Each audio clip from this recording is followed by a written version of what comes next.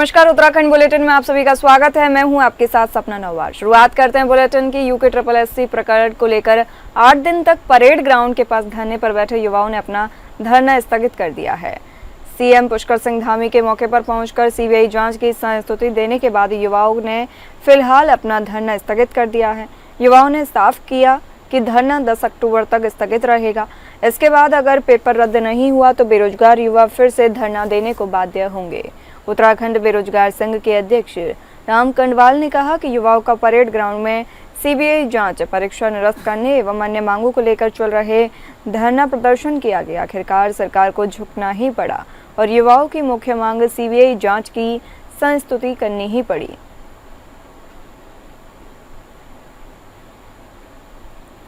आपको बता दें, यूके SSSC प्रकरण को लेकर 8 दिन तक परेड ग्राउंड के पास धरने पर बैठे युवाओं ने अपना धरना स्थगित कर दिया है।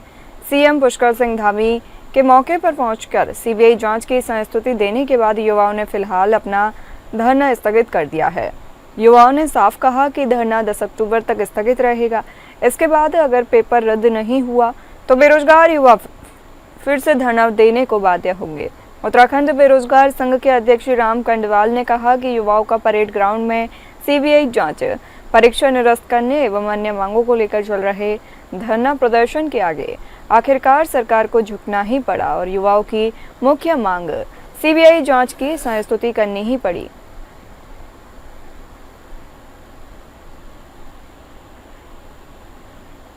यूके SSSC पेपर लीक मामले को लेकर प्रदेश भर में युवा जगह जगह प्रदर्शन कर सरकार से सीबीआई जांच की मांग कर रहे हैं। इसी बीच मुख्यमंत्री पुष्कर सिंह धामी ने हाल ही में बयान दिया कि सरकार इस प्रकरण और युवाओं को लेकर गंभीर है और अभी तक प्रदेश में पारदर्शिता के साथ 25,000 नौकरियां दी गई हैं।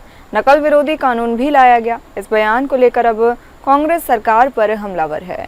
कांग्रेस प्रदेश उपाध्यक्ष सूर्यकांत धस्माना का कहना है कि सरकार के दावे बिल्कुल फर्जी हैं।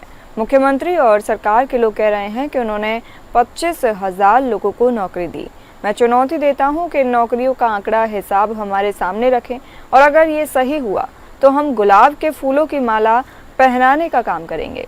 उन्होंने कहा कि थानों चौकियों में जहां 10 दरोगा होने चाहिए वहां 5 दरोगा हैं, जहां 40 सिपाही होने चाहिए वहां 20 सिपाही हैं और पूरे प्रदेश में 8.5 साल से दरोगा सिपाहियों की भर्तियां बंद हैं। वन विभाग, सिंचाई विभाग, ऊर्जा विभाग, सभी जगह यही हाल है। पूरे विभाग खाली पड़े हैं। अस्पतालों में, शिक्षा विभागों में उपनल कर्मचारी काम कर रहे हैं। न कोई भर्ती राज्य में हो रही है और बेरोजगारी अपने चरम पर है।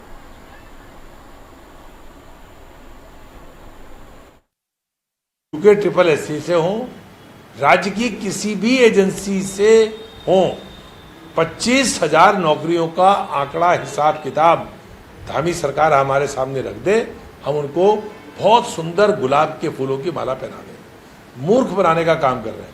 पूरे प्रदेश में पुलिस की भर्ती हो, सिपाही से लेकर के दरोगा की भर्ती हो, आप थानों में चले जाएं, आप चौकियों में चले जाएं, पुलिस का एलोकेशन 40% कम है।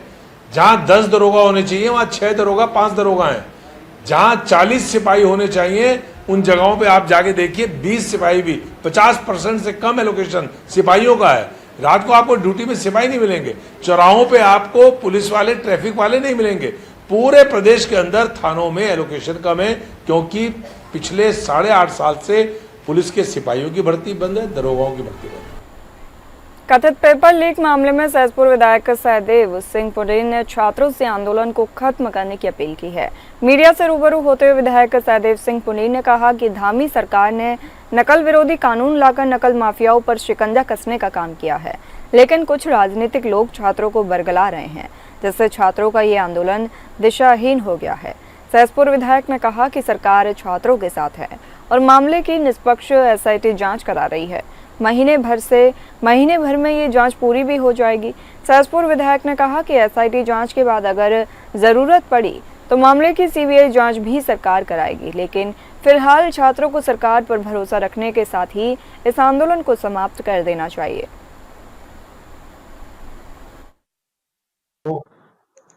भारतीय जनता पार्टी की सरकार इस प्रदेश के हमारे यशस्वी मुख्यमंत्री आदरणीय पुष्कर सिंह धामी जी और हम सब लोग युवाओं के साथ हैं।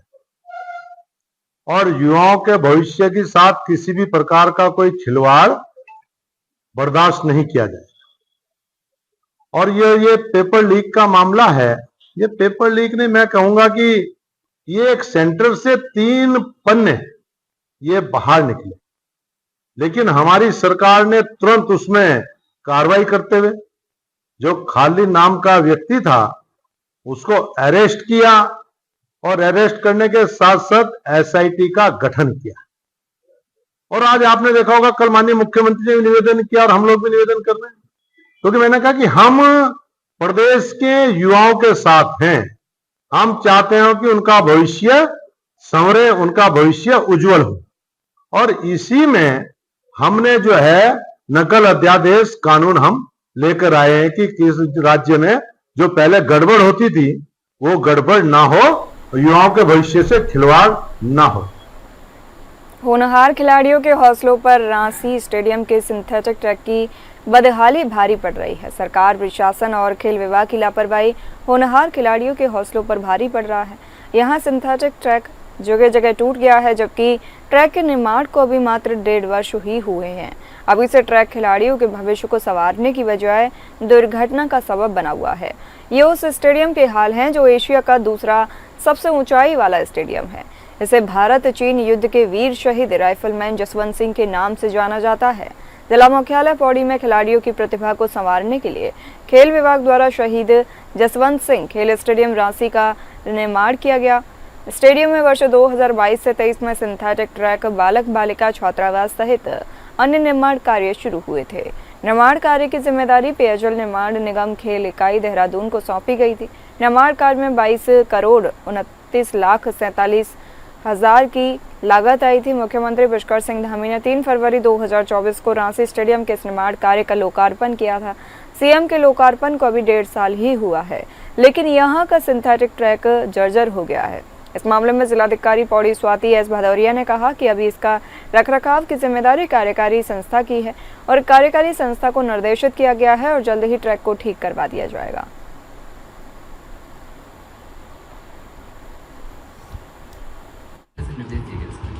इसमें ये संज्ञान में आया था कि जो अभी सिंथेटिक कोर्ट बना था उसके कई जगह पे गड्ढे पड़ गए थे और कार्यदायी संस्था के अभी वो डिफेक्ट लायबिलिटी पीरियड में भी था, तो इसके लिए हम लोगों ने पत्राचार करके संबंधित कार्यदायी संस्था को निर्देशित भी किया था और आज संज्ञान में आया है कि वो कार्य शुरू कर दिया। उत्तराखंड में मानसून सीजन में प्रदेश के विभिन्न हिस्सों में काफी नुकसान हुआ है। प्रदेश सरकार ने सभी जिलों में नुकसान का आकलन कर रिपोर्ट केंद्र सरकार को भेजी है। केंद्र सरकार की भी टीम ने यहां आकर स्थिति का आकलन किया है। बद्रीनाथ विधानसभा से कांग्रेस के विधायक लखपत सिंह बुटोला ने कहा कि अकेले चमोली जिले में ही काफी नुकसान हुआ है, जबकि केंद्र सरकार से नुकसान की भरपाई के लिए काफी कम राहत राशि मिली है। उन्होंने आपदा और चारधाम यात्रा दोनों को लेकर कहा कि सरकार पूरी तरह से फेल रही है। आपको बता दें, उत्तराखंड में मानसून सीजन में प्रदेश के विभिन्न हिस्सों में काफी नुकसान हुआ है। प्रदेश सरकार ने सभी जिलों में नुकसान का आकलन कर रिपोर्ट केंद्र सरकार को भेजी है। केंद्र सरकार की भी टीम ने यहां आकर स्थिति का आकलन किया है। बद्रीनाथ विधानसभा से कांग्रेस के विधायक लखपत सिंह बुटोला ने कहा कि अकेले चमोली जिले में ही काफी नुकसान हुआ है, जबकि केंद्र सरकार से नुकसान की भरपाई की राशि बहुत ही कम मिली है। उन्होंने आपदा और चारधाम यात्रा दोनों को लेकर कहा कि सरकार पूरी तरह से फेल रही है।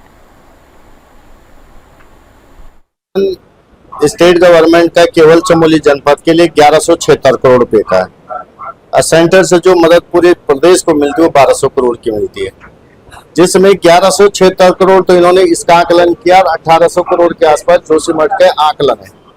लगभग मैं आपको केवल चमोली जनपद पे 5000 से ज्यादा का 5000 करोड़ से ज्यादा का वहां पर नुकसान हुआ है, लेकिन सरकार किसी प्रकार से न खड़ी है, न सरकार को कोई चिंता है, न सरकार उसको लेके गंभीर है और न सरकार इसमें कोई काम करना चाहती है। जहां तक आपने चार धाम की बात कही है, चार धाम यात्रा चौपट रही है। इस समय कम से कम 45% यात्रा की है और इसके लिए राज्य सरकार पूरी तरह से जिम्मेदार है, फेल है। मैं ये कह सकता हूँ सरकार किन्हीं मुद्दों को लेकर गंभीर नहीं है। फेसबुक पर एक धार्मिक पोस्ट के नीचे आपत्तिजनक कमेंट किए जाने से भड़के आक्रोश ने पटेल नगर की बाजार चौकी को अखाड़े में तब्दील कर दिया। एक समुदाय की भीड़ ने चौकी पर हंगामा किया, जिसके बाद पुलिस को लाठी चार्ज कर स्थिति पर काबू पाना पड़ा। इस दौरान सड़क पर जाम लग गया और ट्रैफिक बुरी तरह प्रभावित रहा। आरोपी को हिरासत में ले लिया गया है। पुलिस ने मुकदमा दर्ज करने की प्रक्रिया शुरू कर दी है। घटना की जानकारी देते हुए सीओ सदर अंकित कंडारी ने बताया कि मामला सोशल मीडिया प्लेटफॉर्म फेसबुक से जुड़ा हुआ है। एक धार्मिक पोस्ट पर विभिन्न लोग कमेंट कर रहे थे, तभी दूसरे समुदाय के एक यूजर ने आपत्तिजनक टिप्पणी कर दी। इससे आक्रोश फैल गया और सोमवार रात एक समुदाय से बड़ी संख्या में लोग पटेल नगर की बाजार चौकी पर जमा हो गए। भीड़ ने हंगामा शुरू किया, जिसके बाद पुलिस को बल का प्रयोग करना पड़ा। आपको बता दें, फेसबुक पर एक धार्मिक पोस्ट के नीचे आपत्तिजनक कमेंट किए जाने से लोग भड़के हैं और भड़के आक्रोश ने पटेल नगर की बाजार चौकी को अखाड़े में तब्दील कर दिया। एक समुदाय की भीड़ ने चौकी पर हंगामा किया, जिसके बाद पुलिस को लाठी चार्ज कर स्थिति को काबू में लाना पड़ा। इस दौरान सड़क पर जाम लग गया और ट्रैफिक बुरी तरह प्रभावित रहा। आरोपी को हिरासत में ले लिया गया है। पुलिस ने मुकदमा दर्ज करने की प्रक्रिया भी शुरू कर दी है। घटना की जानकारी देते हुए सीओ सदर अंकित कंडारी ने बताया कि मामला सोशल मीडिया प्लेटफॉर्म फेसबुक से जुड़ा हुआ है। एक धार्मिक पोस्ट पर विभिन्न लोग कमेंट कर रहे थे, तभी दूसरे समुदाय के एक यूजर ने आपत्तिजनक टिप्पणी कर दी। इससे आक्रोश फैल गया और सोमवार रात एक समुदाय से बड़ी संख्या में लोग पटेल नगर की बाजार चौकी पर जमा हो गए। भीड़ ने हंगामा शुरू किया, जिसके बाद पुलिस को बल का प्रयोग करना पड़ा।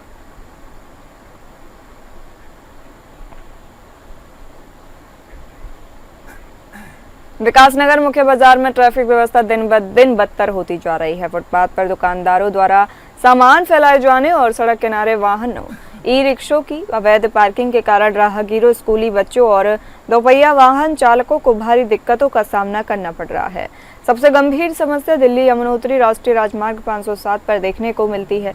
फुटपाथ और आदि सड़क तक दुकानदारों द्वारा कब्जा कर लेने से सड़क का आकार छोटा हो गया है। नतीजन जब जाम आम बात हो गई है। गीता भवन चौक और डाकपत्थर रोड तिराहा तो दिन भर जाम से जूझते रहते हैं।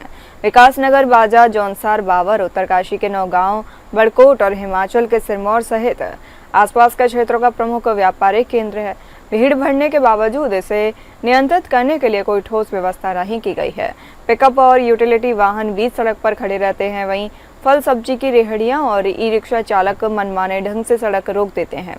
करीब 1.5 किलोमीटर लंबे बाजार को पार करने में दोपहिया वाहन चालकों को 1 घंटे तक का समय लग जाता है। इससे न केवल आमजन परेशान है, बल्कि दुर्घटनाओं का खतरा भी बढ़ गया है।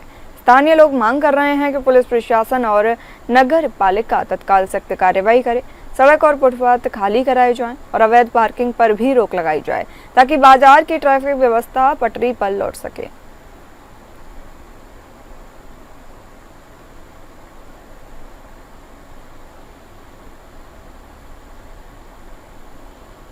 पिकअप और यूटिलिटी वाहन भी सड़क पर खड़े रहते हैं। इसी वजह से वहीं फल सब्जी की रेहड़ियां और ई रिक्शा चालक मनमाने ढंग से सड़क रोक देते हैं। करीब 1.5 किलोमीटर लंबे बाजार को पार करने में दोपहिया वाहन चालकों को 1 घंटे तक का समय लग जाता है। इससे न केवल आमजन परेशान है, बल्कि दुर्घटनाओं का खतरा भी बढ़ गया है। स्थानीय लोग मांग कर रहे हैं कि पुलिस प्रशासन और नगर पालिका तत्काल सख्त कार्रवाई करे, सड़क और फुटपाथ खाली कराए जाएं और अवैध पार्किंग पर भी रोक लगाई जाए, ताकि बाजार की ट्रैफिक व्यवस्था पटरी पर लौट सके।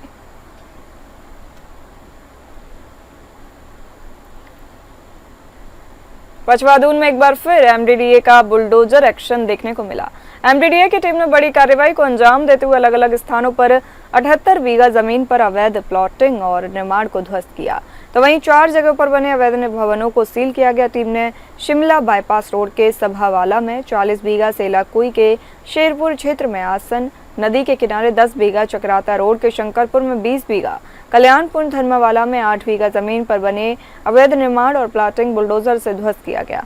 वहीं टीम ने खुशहालपुर, हरबटपुर, शिमला बाईपास रोड पर बने अवैध व्यावसायिक भवन और निर्माण को सील किया।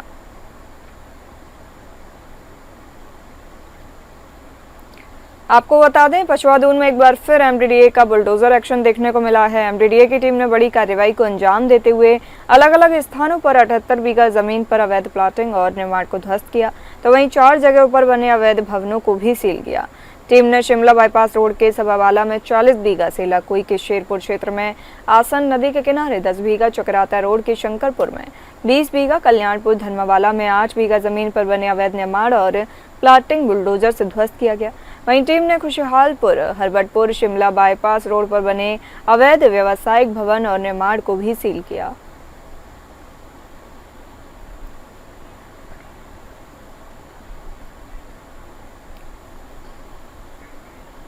आज के दौर में नशा हमारे युवाओं के भविष्य को बर्बाद कर रहा है।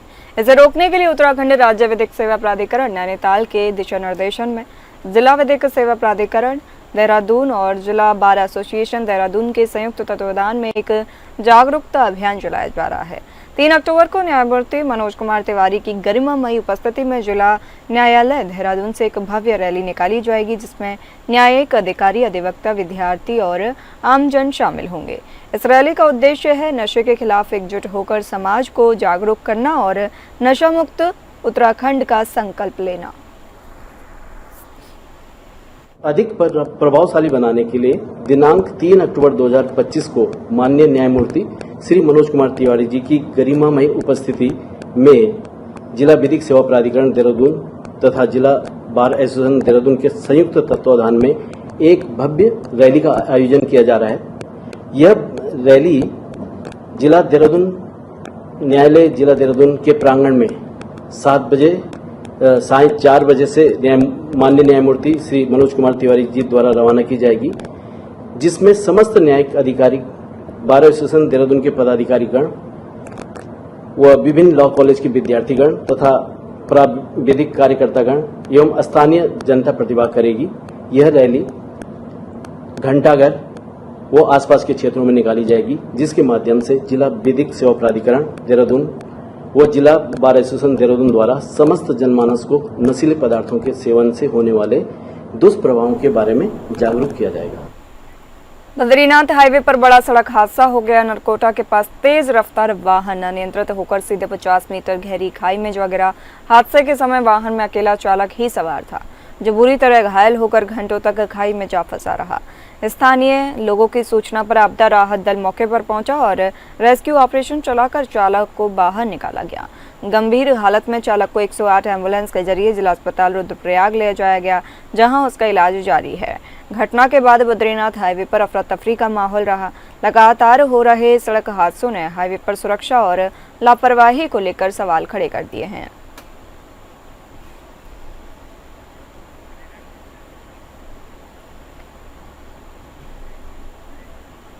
उत्तराखंड के विकासनगर से सनसनीखेज वारदात सामने आई है। हिंदू युवती का पहले ही अपहरण किया गया और फिर शारीरिक संबंध बनाने से इनकार करने पर गला घोंटकर उसकी हत्या कर दी गई। आरोपी मुस्लिम समुदाय के 2 युवकों और एक किशोर पर आरोप है। पुलिस ने तीनों को गिरफ्तार किया है और पूछताछ में आरोपियों ने जुर्म कबूल कर लिया है। कोतवाली विकासनगर क्षेत्र की यह घटना 7 सितंबर की है। पुलिस के मुताबिक मुस्लिम समुदाय के शाहबाज ने अपने साथी फैजान और एक किशोर के साथ युवती का पहले अपहरण किया। जब युवती ने शारीरिक संबंध बनाने से इनकार किया तो आरोपियों ने गला घोंटकर उसकी हत्या कर दी और शव को नहर में फेंक दिया। मामला तब उजागर हुआ जब युवती के पीड़ित परिवार की तहरीर पर मुख्य आरोपी शहबाज को 12 सितंबर को पुलिस ने गिरफ्तार किया और बीते 24 सितंबर को पुलिस रिमांड पर लिया गया। पूछताछ में उसने जुर्म कबूल किया। इसके बाद पुलिस ने शहबाज के साथी फैजान को भी गिरफ्तार कर जेल भेज दिया।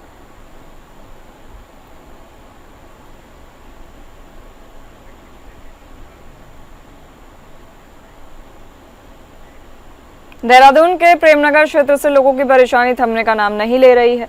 नंदकी चौकी का मुख्य पुल कुछ दिन पहले ही टूटकर बंद हो गया था, जिसके बाद प्रशासन ने अस्थायी पुल का इंतजाम किया, लेकिन अब वैकल्पिक पुल भी टूट गया है। इस हालात में स्थानीय लोगों की आवाजाही पूरी तरह ठप हो गई है। स्कूली बच्चे, दफ्तर जाने वाले लोग और आपातकालीन सेवाएं तक बुरी तरह प्रभावित हो रही हैं।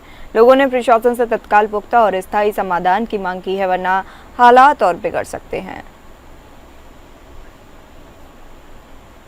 आपको बता दें, देहरादून के प्रेमनगर क्षेत्र में लोगों की परेशानी थमने का नाम नहीं ले रही है। नंदकी चौकी का मुख्य पुल कुछ दिन पहले ही टूटकर बंद हो गया, जिसके बाद प्रशासन ने अस्थायी पुल का इंतजाम किया, लेकिन अब वह वैकल्पिक पुल भी टूट गया है। इस हालात में स्थानीय लोगों की आवाजाही पूरी तरह ठप हो गई है। स्कूली बच्चे, दफ्तर जाने वाले लोग और आपातकालीन सेवाएं तक बुरी तरह प्रभावित हो रही हैं।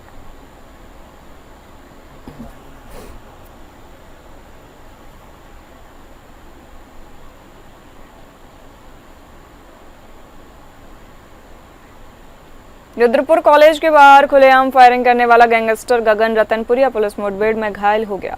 पुलिस ने उसे गिरफ्तार किया और अस्पताल में भर्ती कराया है। एसएसपी ने देर रात अस्पताल पहुंचकर आरोपी से बातचीत की। एसएसपी मणिकांत मिश्रा ने बताया कि 24 सितंबर को रुद्रपुर कॉलेज में नामांकन की प्रक्रिया चल रही थी। इसी बीच छात्र संघ अध्यक्ष पद के दोनों दावेदारों के समर्थक आमने सामने आ गए। हंगामा बढ़ने पर दरऊ निवासी गैंगस्टर गगन रतनपुरिया ने तमंचे से हवाई फायर किया, जिससे कॉलेज में अफरा तफरी का माहौल रहा। उन्होंने बताया कि इस मामले में 25 सितंबर को 15 आरोपियों पर मुकदमा दर्ज किया गया। तीनों आरोपियों को शुक्रवार को गिरफ्तार कर जेल भेज दिया। आपको बता दें, रुद्रपुर कॉलेज के बाहर खुलेआम फायरिंग करने वाला गैंगस्टर गगन रतनपुरिया पुलिस मुठभेड़ में घायल हो गया। पुलिस ने उसे गिरफ्तार किया और अस्पताल में भर्ती कराया है। एसएसपी ने देर रात अस्पताल पहुंचकर आरोपी से बातचीत की। एसएसपी मणिकांत मिश्रा ने बताया कि 24 सितंबर को रुद्रपुर कॉलेज में नामांकन की प्रक्रिया चल रही थी। इसी बीच छात्र संघ अध्यक्ष पद के दोनों दावेदारों के समर्थक आमने सामने आ गए। हंगामा बढ़ने पर दरऊ निवासी गैंगस्टर गगन रतनपुरिया ने तमंचे से हवाई फायर कर दिया, जिससे कॉलेज में अफरा तफरी का माहौल रहा। उन्होंने बताया कि इस मामले में 25 सितंबर को 15 आरोपियों पर मुकदमा दर्ज किया गया। 3 आरोपियों को शुक्रवार को गिरफ्तार कर जेल भेज दिया था। छात्र संघ चुनाव के नामांकन के दौरान दो पक्षों के बीच विवाद में फायरिंग की घटना हुई, जिस पर मुकदमा पंजीकृत कर तत्काल कार्रवाई की गई और 3 अपराधियों को गिरफ्तार कर जेल भेजा गया। आज इस घटना के मुख्य आरोपी गगन रतनपुरिया और उसके 3 साथियों को शक्ति फार्म क्षेत्र में पुलिस मुठभेड़ के बाद गिरफ्तार किया गया। गगन ने गिरफ्तारी से बचने के लिए पुलिस पर फायर किया। पुलिस की जवाबी कार्रवाई में वह घायल हुआ और उसके पास से एक तमंचा बरामद हुआ। गगन रतनपुरिया के ऊपर उत्तराखंड और उत्तर प्रदेश में संगीन धाराओं में 32 से अधिक मुकदमे पंजीकृत हैं। आरोपी को उपचार हेतु अस्पताल में भर्ती कराया गया है और आवश्यक कानूनी कार्रवाई की जा रही है। मैं स्पष्ट करना चाहता हूं कि समाज में भय का माहौल पैदा करने वाले किसी भी अपराधी को बख्शा नहीं जाएगा। पुलिस की कार्रवाई आगे भी इसी सख्ती और निष्पक्षता के साथ जारी रहेगी। फिलहाल इस बुलेटिन में इतना ही। नमस्कार।